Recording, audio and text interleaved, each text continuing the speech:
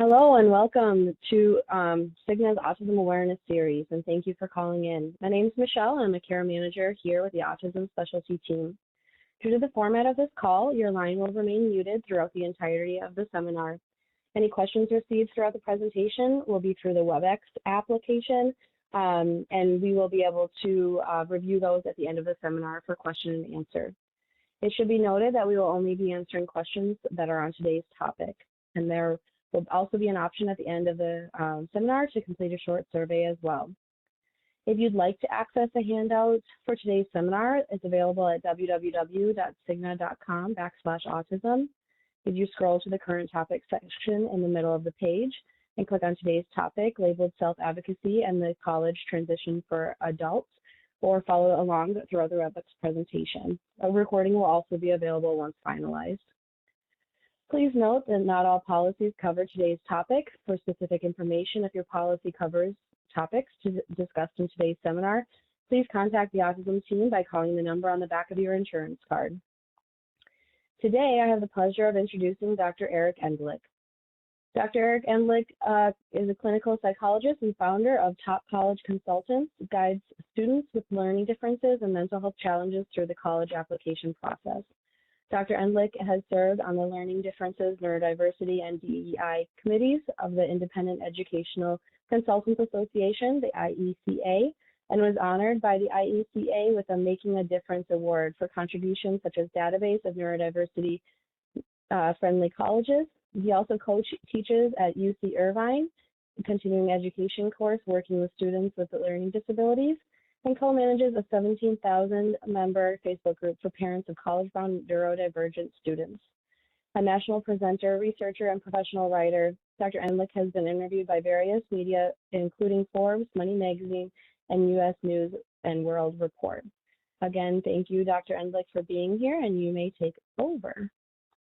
Thanks so much, Michelle, and thanks for Cigna for having me back again to speak on autism subjects. I'm passionate about this topic. In addition to all the things you said, I'm a autism parent and autistic adult, so this is something that's really a key part of my life, helping students successfully transition to college. There's my contact information right there on the first slide, eric@topcollegeconsultants.com. If you're wondering what we do, we help students with the whole college process, whether it's finding gap year programs, summer programs, support programs in college, autism support programs, helping them finish their essays, complete their resumes, prepare for interviews, get their applications in, and hopefully get good scholarship money too. That was a picture of an actual student of mine, by the way. That wasn't a stock photo. This is our team. We are scattered around the country and have a variety of backgrounds and expertise, so we try to match students with the best consultant for them. And you mentioned the Facebook group. It's actually more than 18,000 members now, so the slide's already out of date. That is a link to the Facebook group, and it's a great place for parents to learn from each other and get support from each other. If you're wondering, hey, I'm thinking about this summer program for my kid or this college, has anyone else had experience with this particular program? It's a great place to get feedback from other parents who've already been down this road. I'd love to know from you what your concerns are about college and about self-advocacy, so feel free to submit those and we'll get to them at the end. So let's quick, definition of what I mean by self-advocacy. Essentially, in basic terms, it means speaking up for what you need. It means being able to get your needs met. And in order to do that, you have to first know what those needs are. So self-awareness is a real key piece, and we'll come back to that. So speaking up for your needs could mean speaking up to your instructor, to staff, to healthcare professionals, to family members, and being able to get your needs met through your own advocacy. And why is this so critical in college? Well, it's because the differences between high school and college. And if you've been to college yourself, some of this will be familiar, but I want to go over it because it's so critical to this topic.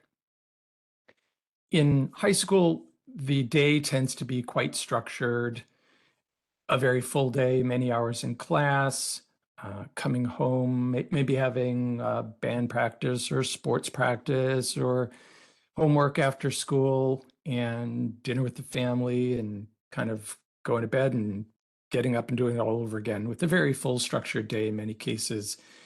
Not that much homework, relatively speaking, but a lot more time in class and a lot of supports. So for students who have an IEP, an individualized education plan, or a 504 plan, special needs plans, they arrive at high school and a lot of the services and accommodations are just sort of delivered or handed to them. They go to their learning resource class, they are pulled out for speech therapy, they have accommodations built into the classroom and aid in the classroom. And this is partly due to the laws that govern K through 12 education, the IDEA law, which puts the burden on the school to make sure that students succeed. Okay, so the burden's on the school district to make sure that students are making effective progress. And so students get those services again sort of delivered to them without the student having to be particularly active. In college, it's almost the mirror image of that, where there's relatively few hours in class. Students may have a day or more than one day a week where they have no classes at all and they have the whole day free to do what they want. But the amount of assignment, the number of pages of reading, the length of papers that are due, et cetera, tends to be much greater. And because that time is unstructured, there's a lot more burden on the student to kind of figure out how to structure their time. And there are so many supports available in college, and we're going to talk about that. But it is really incumbent on the student to step forward and access those supports, whether it is going to speak to the professor or going to get a tutor, whatever it might be, getting their disability accommodations implemented. And there are laws that provide for disability accommodations in college, but the emphasis on the law, the Americans with Disabilities Act, is access. That is, that the student, the college needs to make the curriculum accessible to the student, but the burden's on the student to access and make the most of the curriculum and the experience. So given that, what skills do students need to be successful in college? Well, I mentioned self-awareness. And self-awareness means, in part, not just knowing what you're good at, but knowing where the areas that you're going to need help. Are you going to need support for functioning socially in college, or emotionally, or academically, or with your living skills, or your time management? You've got to know those things about yourself, that, I'm a procrastinator, I'm not good at meeting deadlines, or I struggle to make friends, or I have a tendency to get depressed. Whatever those issues are, if you don't know what they are, you're not going to be able to reach out and get help for those needs. So that's kind of the first piece, is knowing where you're going to need help. And then secondly is seeking out that help when the time comes. And again, that could be going to the professor's office hours. That could be going to the counseling center, meeting with your academic advisor. And if you need help, let's say for mental health counseling, for a health issue, it is typically up to the student to set those appointments. And they may be used to having their parents do that in high school, setting up appointments to see the doctor, the counselor, the dentist, what have you, somebody at school. But if students are living at college, they have to do all that on their own. And they also have to manage their time, keep their motivation up for the semester so they don't, kind of lose steam, manage their emotional reactions to disappointments if things don't go so well academically or socially, manage habits like social media use, screen time, sleep, nutrition, exercise, all that stuff. Because of that, I wrote an article last year. You can actually see the link on my website on the blog page, called "Getting into College is the Easy Part." I found that I was saying that to people so many times that people said, I like that idea. You should write about that. because I feel like in the US, so much of the focus is on getting into college. What do I need to do to get into college? What courses do I need to take? What do I need to write on my essay? What are colleges looking for? And that's all well and good, but all the students I work with get into college. That's not enough. I just read this week that after 8 years, only 60% of students in the US have completed a degree or a certificate. That's just barely over half, and that's all students. The rates for neurodivergent students are undoubtedly lower than that. So you've got to think about what do you need to do in order to successfully get through college and get out with a degree. There was a survey by a company called EAB last year that said 22% of students, 1 in 5 students, almost 1 in 4, don't even feel ready for college. And again, that's all students. That's not students with learning differences, which who face additional challenges. So I like to think about this concept of college capable versus college ready. If you've got a child in high school who is taking reasonably challenging courses, maybe honors courses, AP, IB, dual enrollment, accelerated, whatever they're called in your particular high school, and your kid is getting A's and B's, getting pretty good grades, there's a good chance that they are going to be able to handle the rigor of college, the college curriculum, that they'll be able to handle the coursework per se. But being college ready means being able to handle independence. Unless you're going to live at home and go to community college, if you're moving out, you have to be able to get along with the roommate and do all that self-advocacy stuff that I touched on earlier.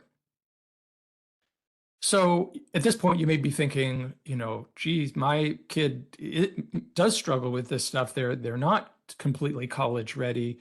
What am I supposed to do about that? Well, if your child's still in high school, you've still got time to work on self-advocacy and independent skills.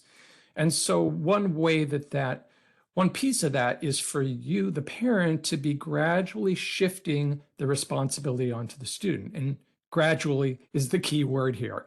It's not simply saying to your kid, okay, from now on, you make your own appointments. I have nothing to do with it. You may need to have your child sit with you while you make the phone call so they can see how you do it. Or you sit next to them while they're on the computer and show them how to access the website to schedule their own appointments. Or explaining to them how to refill medication and then having them start doing that while you kind of go alongside them, or perhaps have them do it completely independently. Teaching them laundry, they've got to be able to get themselves up for class in the morning. If they're not going to be living with you in college, you're not going to be there to wake them up. And so if they can't do that, if they can't get up on time for school now, or shut off their computer or their video games and go to bed at a reasonable hour now, you've got to shift that to them during high school so that they have that skill built, successfully mastered before they start college. You don't want college to be the place where they're kind of jumping into the deep end and doing all this stuff for the first time. If you do, and it doesn't work out, you could have spent many thousands of dollars on tuition in vain. And it is not only a waste of time and money, but it could be a huge blow to your child's self-esteem if things don't work out. They've got to be able to manage money, manage their eating habits, and they have to be able to do that, again, self-advocacy with school staff. If they need to change a class, if they don't understand something, if they're having trouble registering for classes or getting their accommodations, their disability accommodations, they need to be able to self-advocate with staff, as we talked about. Let me shift for a moment and talk about disclosure. And I see this as related to self-advocacy because, again, self-advocacy is about knowing your needs and being able to speak up. So one question that comes up a lot in families I work with is, should my child disclose their diagnosis when they're applying to college? If they're autistic, should they say that when they're applying to college? And let me just say right off the bat, it is completely optional. So it is not required to disclose your diagnosis. So some students do, some don't. I don't make that decision for my students, but I help them think the decision through. Colleges do not ask you on the application, do you have a disability? There might be a place on the application for some colleges that have a learning support program. There might be a place to check a box and say, are you interested in learning more about this program? For example, the PAL program at Curry College in Massachusetts. The only reason they ask you that question is so they can direct you to the application for that program. If you check the box yes, then after you submit your application, which may be on the Common App, which is a platform that students use to apply to college, then after you've submitted your application, the college reaches out to you and says, hey, we understand you were interested in this learning support program. Here's the link to the application. They're not asking you that question in order to reject you on the basis of a disability. So there's no reason to think that disclosure is going to help you or hurt you. What I mean by that is if you do disclose, you don't get extra points for that. There's no quota where colleges are saying, hey, we want to get more students with certain kinds of diagnoses. I'm sure there are programs that serve those students in some colleges, but there's no preferential treatment in admissions in the vast majority of cases. There may be one or two colleges in the country that do take that into account, but in the vast majority of cases, it doesn't necessarily help you right off the bat across the board. And conversely, there's no reason to think that you're going to be discriminated against if you disclose it. In fact, it would be illegal for colleges to discriminate on the basis of disability. It would be a violation of the Americans with Disability Act. Not to say that illegal things never happen, but I have no evidence that is an issue with students disclosing and being discriminated against. So it is entirely up to the student. So you may wonder then, so how do I make that decision? How do I know if it's a good idea or not? Well, there's a particular sort of set of circumstances where I think it is a good idea to disclose, and that is where there is something in the application that bears explanation. You don't want to submit an application with something that's sort of unusual and have colleges scratching their heads, college admissions officers looking at your transcript and saying, what's that all about? How come you didn't have a foreign language? How come your grades suddenly went up or down? Looks like you skipped a semester. What was going on with that? You changed schools. We don't understand this. If you don't explain that, then colleges are going to fill in the blanks on their own. So those are all real examples that I've had students, change schools, have grades go up or down, have periods of time when they weren't in school, have courses that aren't on their transcript, like foreign languages. And a student can simply say, because of this issue, I have a foreign language disability waiver. I got diagnosed in the middle of high school and I started getting disability accommodations, and that's why my grades went up, because I finally had the extra time I needed on tests to address my slow processing speed. So if you explain those things, then often that can be reassuring to colleges that it's not this kind of strange mystery when they look at your transcript. So I think that can often be a positive thing.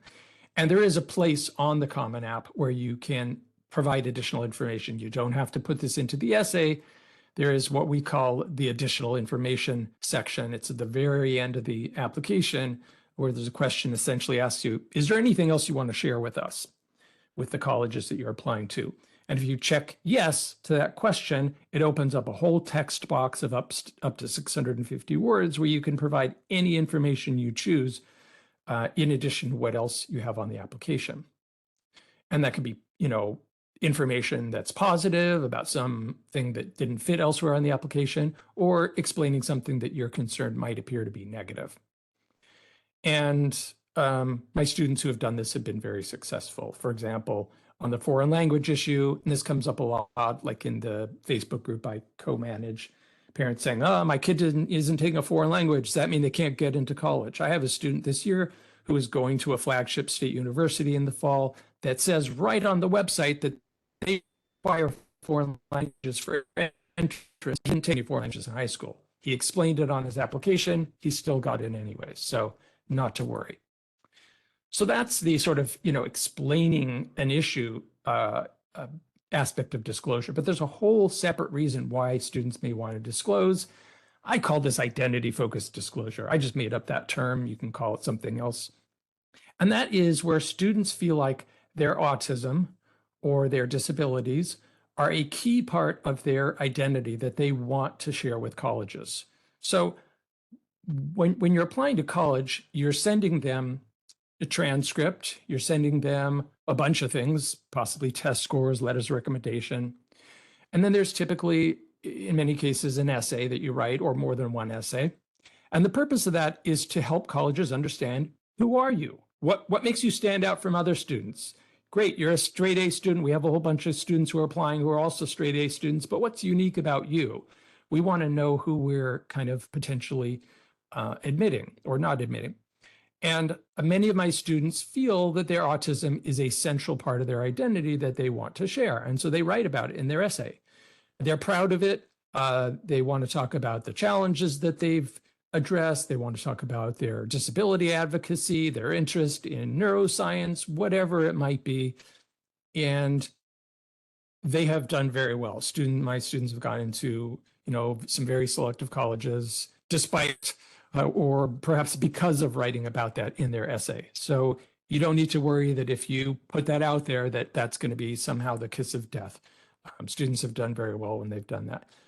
But students can write about whatever they want, and I work with my students to come up with a topic that makes sense for them. I don't tell them what they should write about. There isn't really a good or bad topic per se. It's really how you write about it, not so much what you write about. So we've talked about applying during the disclosing during the application.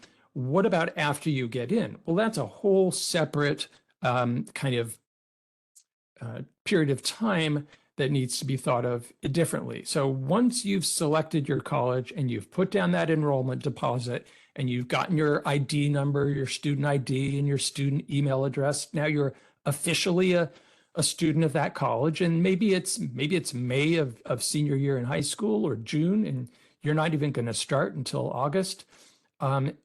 Still, as soon as you are officially a student, I encourage officially, a enrolled college student, though you're not going to start until the fall.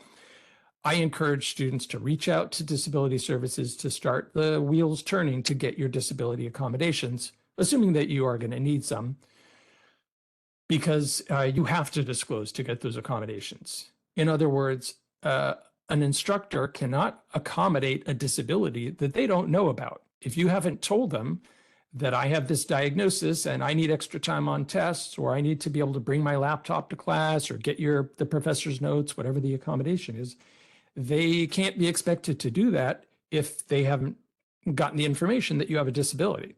And by the way, you don't have to tell professors what the disability is or what the diagnosis is. You do have to tell the Disability Services Office, but they keep the information confidential, and professors don't need to know the details. They just need to know what your accommodations are. So you've got to you want to reach out to Disability Services offices early in the process. And at many colleges, the student needs to approach every instructor every term to get those accommodations. It doesn't work that way at all colleges, but many colleges do work that way, where you the student, get this list of accommodations that you've been approved for. And every time you have a new class, you go to the instructor and say, here's my list of accommodations. And ideally, they would get that list and say, okay, no problem. It's possible that they would have an issue with some of them, in which case, you will have to self-advocate and deal with that challenge. But that's fairly infrequent. So I want to talk a little bit about the application process. I surveyed parents, and I created a survey, and over 70 parents of autistic students responded as far as what are the challenges that they experience in the college application process. And most of them, the number one challenge is finding autism support or disability support in college. By far and away, that was the biggest concern and challenge in the application process. Fortunately, that's a key part of what we help with, and I'll come back to that shortly. Of course, building the college list, getting the essays done, all the work involved, and so on. Then when it comes to choosing colleges, figuring out where should we apply, I ask them, what are the top factors for you? And of the top 4 factors, 2 of them are related to disability. Executive functioning support, that's students managing their time, staying organized, meeting deadlines, and quality of disability services available in college. So 2 out of the top 4 things had to do with concerns related to disability. And right there in blue, you see a link to the database of neurodiversity-friendly colleges that we have on our website. It's over 200 colleges, most of them with autism support or learning support programs or other types of additional supports like a neurodiversity club or an autism club. And you can, it's because it's a database, you can sort, for example, by state. If you say, well, I live in Texas or New Jersey, and I just want a list of colleges in my state, you can sort by state, so you don't have to scroll through the whole list. I also have on the list in the database how much these programs cost. If you're wondering, well, what is that going to cost above and beyond tuition? And we'll come back to that briefly. So we talked about building self-advocacy in high school in terms of kind of building the skills that students need for college. In addition to you, the parent, kind of shifting responsibility onto the kids, students can work with their counselor at school. You can hire a private counselor to help them build skills that they need to. You can get an academic coach or an executive function coach so that they become better at time management and learn about tools that they can use to be more successful and independent in college. That's something that you can do in high school, you can do in college. My feeling is, why not start now, start building those skills and continue as long as you need to. You can also continue that after college in adulthood. There's plenty of adults who have executive function coaches. You don't have to stop when you get out of school. And you might find courses for them, such as a personal finance course in high school, that are also going to help them build some useful skills for being independent. And there may be summer programs. Well, there are summer programs that help kids with college readiness skills. And we often are directing our students to those programs to start building college readiness in high school so that they are as ready as possible when they get to college. In addition to a summer program, which might be 2 or 3 weeks, you could spend a whole year working on college readiness. So typically, you have the option to take a year between high school and college and enroll in a college readiness program. There are, in fact, programs specifically for neurodivergent students to help them become college ready. And I have a link towards the end of the presentation to something relevant to this, a program that we did recently on that. And often families are unclear about how this whole gap year thing works. So typically, I would encourage students in senior year of high school in the fall to apply to college, just like any other student who's applying to college. Even if they're planning to take a gap year, go ahead and apply in senior year. You get your acceptance, and then you tell the college, thank you, I'm thrilled, I can't wait to start, but I want to be really ready for college, so I'm going to be doing a gap year program to build skills next year, and I want to start not in the fall after senior year of high school, but a year from the fall, a year later. And most colleges are totally fine with you deferring. In fact, there's a handful of colleges that actually give financial incentives to students to take a gap year, because it's been shown that students who take gap years tend to be more likely to graduate college on time, have better GPAs, to be more focused on knowing what they want to do. So there's a lot of advantages to taking a gap year. You don't have to pay for a formal program during gap year. In fact, you could work all year and save money for college. So lots of things you could do in that gap year. And typically, a year later, you're going to be more mature. You're going to have better organizational skills just because your brain is a year older and it's continued to develop. So there's a lot of advantages. But let's say you're going on to college and you haven't done those things, or maybe you have and you still need to improve your skills. You can still build them in college. I don't want to give the impression that students have to be 100% college ready or have mastered every skill that I've listed in some articles in order to go to college.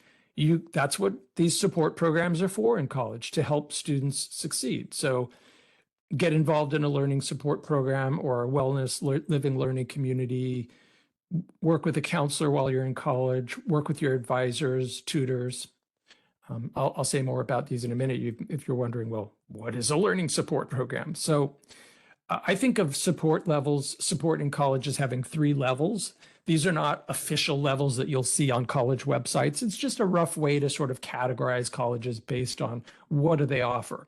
So in the US, pretty much any college your child is likely to apply to is going to have a disability services office, and they're going to offer disability accommodations such as extra time on tests, taking tests in distraction-reduced environments, bringing a laptop to class, getting the professors recordings of lectures, etc. Assistive technology, speech to text, text to speech. There's lots and lots of disability accommodations. Not all of them are academic. Some of them could be in housing or dining hall. But that's the basic level that all colleges, for the most part, offer. So if you go on a college tour and you hear about their disability services office and all the accommodations they provide, you may think, wow, that sounds great. This college sounds fantastic. But that's pretty much the same thing you'll find at any college. So don't be thrown off by that. Some colleges, moving on to level 2, offer an additional service like academic coaching or executive function coaching. It may be free. It may be at an additional cost. In many cases, those additional services are free, but not always. But I'm talking about, 1 or 2 standalone services, sort of a la carte services, if you will. And that's great if they have academic coaching and that's all your child needs to thrive in college. They don't need a whole bunch of other services. Then that college could be a good option for them. But some students need something more comprehensive. They really need a lot of support to succeed in college. And that's where a comprehensive autism support program or a learning support program comes in. That is a program that offers not just academic coaching, but maybe a support group, maybe priority registration, maybe some living skills or housing support, a variety of components to that support program, and not just one service. Those programs tend to be at an additional fee, but they can be really life-changing. They can really be a game changer for students in terms of succeeding. And again, you can see a list of which colleges offer those programs on our website. Now, there are several ways to obtain support in college. So I just talked about different levels of support. There's also different ways to get support in college. What do I mean by that? Well, I talked about learning support programs, right? That up there, I think, is a link to our database. So many of these programs have an additional cost. It's often several $1,000s. I do have the costs listed in our database. If you're wondering, like, well, this sounds great, but how much is it going to cost me? You can see that on the website. But what I like about these support programs is that the services are provided by the college, so they're coordinated. The people who are providing the services know the college. They know the staff. They know how the course registration works. So they can give very relevant advice to the student. You need to reach out to this office. Here's how this works at our college. If it's an autism support program, there's likely to be a social component. So the learning support programs don't necessarily have them. The ones that are for all students with learning differences like ADHD, dyslexia, learning disabilities, those programs may or may not have a social component. But if it's called an autism support program, Spectrum, Navigators, a whole bunch of autism support programs, those do typically have a social piece. Might be social skills workshops, might be social events. And what kind of program your child needs depends on what support they need, right? So just because you're autistic doesn't mean you need an autism support program. Maybe you struggle socially and you would benefit from those programs. Maybe you don't. Maybe all you need, again, is that academic coaching. So our college lists are very tailored to each student. It isn't one size fits all. If somebody reaches out to me, through the Facebook group or through email and says, oh, my child's autistic, what colleges do you recommend? That's like saying, where do you recommend I go to eat for dinner, or where should I go on vacation? It really depends on your individual needs and preferences. So lots of factors that go into building the list. And these support programs typically provide support throughout college. There are some that are only for the first year, but many of them go throughout college. So remember, I said a couple slides ago, there are many ways to get support. So learning support program is just one way. Another way that your child can get support is to find support outside of the college. Maybe they have their heart set on a college that doesn't offer any special bells and whistles. Maybe it's the one that's closest to home, or the one where they got the best scholarship, or the one that offers the major that they really want, and it just doesn't happen to offer an autism support program. That's okay. You can hire your own private executive function coach if you need that. You can hire your own private therapist, your own medication prescriber. There are some comprehensive support programs that will work with students at any college. Some of them will provide in-person support if you happen to be located near them.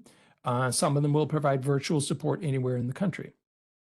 And then finally, for the students who need the highest level of support, there are what I call residential support programs, meaning that the student lives in the program, not at the college, but they live at the program.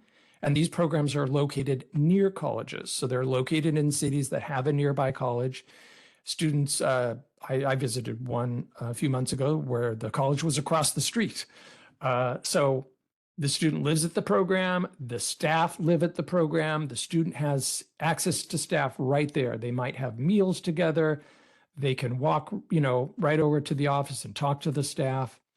Super supportive situation, and they attend a nearby college. And they are living with a cohort of peers who have the same challenges they do, right? So they're living with other neurodivergent students who are also struggling and needing support.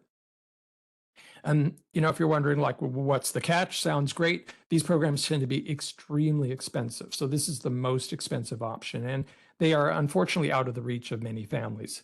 That being said, it's important to look at the public benefits your child might have access to, such as vocational rehabilitation in your state.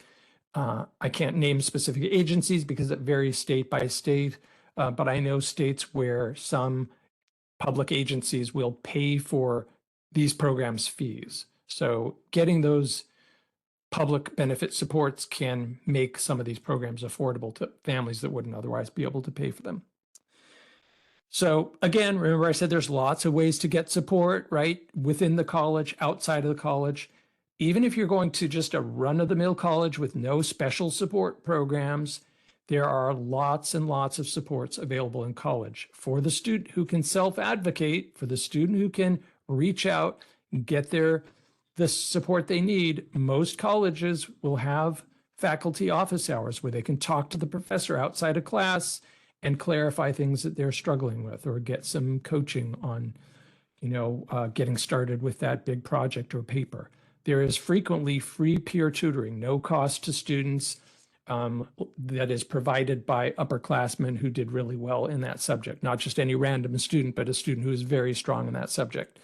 That is a very, very common service available in colleges. Some colleges also offer professional tutoring, which may or may not be at an additional cost. There's going to be an academic advisor, a mental health counseling center, career center, residence assistants in the residence hall, clubs. You may wonder, well, what do clubs have to do with support? Well, there are mental health clubs, and there's a whole chain of them called Active Minds. Many colleges have autism or neurodiversity clubs where students can get emotional and social support from each other. If you're going to a college that doesn't have a neurodiversity club, start one. I love to see students start them. And in fact, there's a couple of resources that can help students start these clubs, which, I'm happy to provide these. I just had a student ask me about this. Librarians, so many resources available at colleges to students who self-advocate. You can create a study group in your class of peers who will help you master the material. And of course, let's not forget disability services offices at virtually every college who will help you get the accommodations you need, and in many cases go above and beyond that and help you figure things out and be successful in college. So I mentioned that survey where I surveyed 70 plus parents of autistic students. When I asked them, what do you think are the most important resources in college? The top three that they mentioned: Disability Services Center, academic coaching, and autism support program. And by now, I think you know what all of those are because I've talked about them. So parents feel most half or more parents feel that those are the key resources in college. So what are the big takeaways from all of this?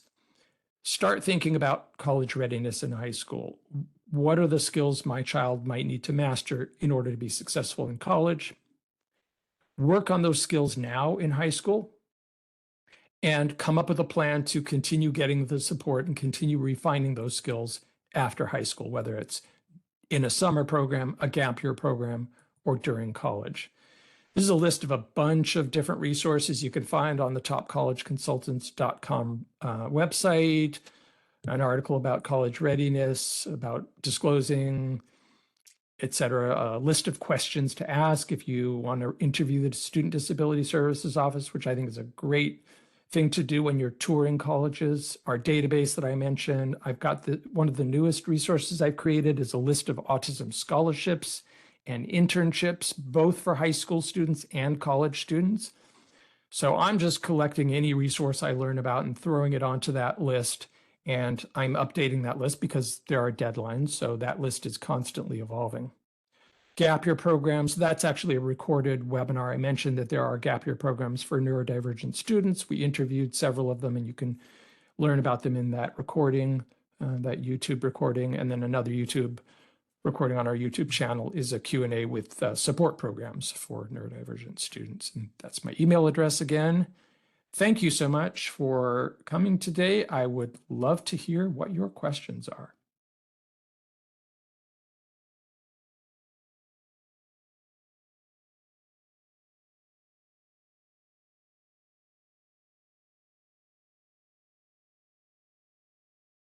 Thank you, Dr. Emblick. At this point, I don't see any questions in our Slido.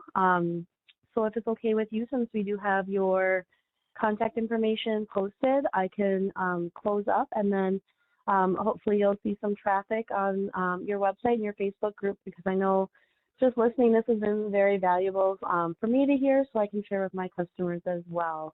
Do you have any last minute anything that you wanted to add prior to me finishing off? Well, I just want to say I love doing this work. I love working with these students. And, I know it's very scary. It's a stressful program for many students and parents, worrying, am I going to get into college? Am I going to fit in? Am I going to make friends? We see students thriving. So often students not only get to college, but they actually have a better experience in college than they did in high school, because it's easier for them to find their people, to find a peer group, and to dive into the subject that they're really passionate about. So autistic students tend to have, so-called special interests. We often have things that we're passionate about. For me, autism and college are two of my passions. And in college, you can really dive in and do a much deeper dive than you can in high school. So I just want to say, if you're worried about college, students can have an amazing experience and have great careers after that. Of course, college isn't for everyone. So, if you're on the fence about it, there's lots of other options, and you don't have to go to college straight from high school. You can go to college at any point in life, and you can have a successful career without college too. But I love working with students who want to make this transition.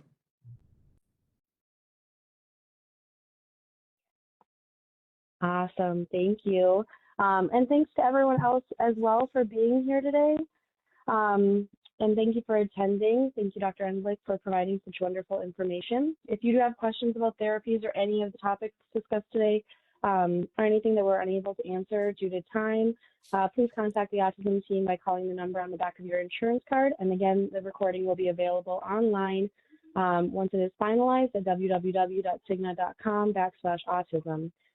And then please be sure to mark your calendars to join us next month on Thursday, May 9th, where we'll be discussing values-driven couples and families. Thanks, everyone. I hope you have a great day. Thank you.